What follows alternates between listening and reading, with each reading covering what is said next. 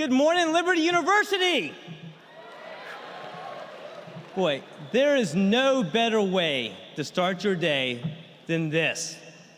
I think you're onto something, Robert. I think in Richmond, we need to start every General Assembly morning with this as well. I am thrilled, honored, and humbled to be with you this morning. And there's everything I could do to not pop out from back there and join the band this morning. I thought I was going to be a little bit tired this morning. I got back from Northern Virginia to Virginia Beach, my home. We got some people back from Hampton Roads late last night. There we go. Got back late last night. Got up 4 a.m. this morning to start the drive here. And I'll tell you something, if I was even a wee bit sluggish, I'm ready for a 24-hour day after this thing this morning. But thank you for having me, and I wanted to take my time and share with you something that's very important to me, very personal to me, and something I'm very passionate about. And that's the American dream. Something that I fear that is starting to slip away. You see, it's personal to me because my great-grandfather came to this country in the early 1900s from Italy. Got a few Italian Catholics? Yep. And he came here, hardly anything in his pocket. He broke spoken English, but he had a trade. You see, he was able to grind blades and knives and shears on that big grinding wheel. And my grandfather, well, he dropped out of school in the 6th grade to go work for his father until World War II. He went off, fought for our country in Germany, came back, and he ran JCOTS Beauty and Barber Supplies in Norfolk, Virginia, until he retired in his 70s.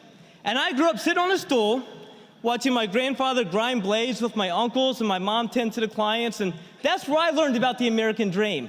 So when I lost my job 6 weeks before Christmas in 1999, and I had the choice to move back home with mom and dad or start my own company, I did the latter. I knew that the American dream was available to everyone. It didn't take you to be born to someone with a lot of money. You didn't have to be born in a certain area.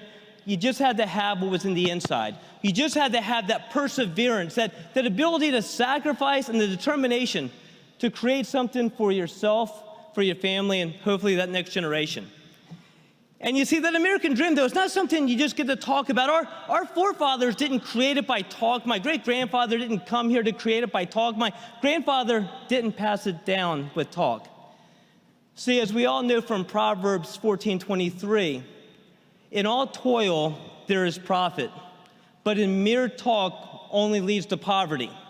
And I knew that firsthand, looking at the story of my grandfather and my great-grandfather. So when I lost my job 6 weeks before Christmas, out of that one-bedroom apartment, I started an IT company. And 8 years later, it was one of the 100 fastest-growing IT companies in the U.S., according to Inc. magazine. And I don't share that story because I'm one of the smartest people you're ever going to meet. I know these people behind me and many of you out there, and I can guarantee you there's a lot smarter here than I. But I am one of the hardest working people you're ever going to meet because that's how I was raised, that if you want the American dream, all you have to do is be willing to go work for it. And you have to do it via actions. And that's why I'm running for lieutenant governor. You see, that American dream is starting to slip away. We no longer celebrate those that create opportunity for themselves and others. We penalize them.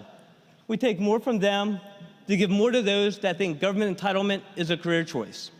No, I'm thrilled. I'm thrilled that at the national level, we're starting to reverse that trend. We have our President Trump, and President Trump is all about action.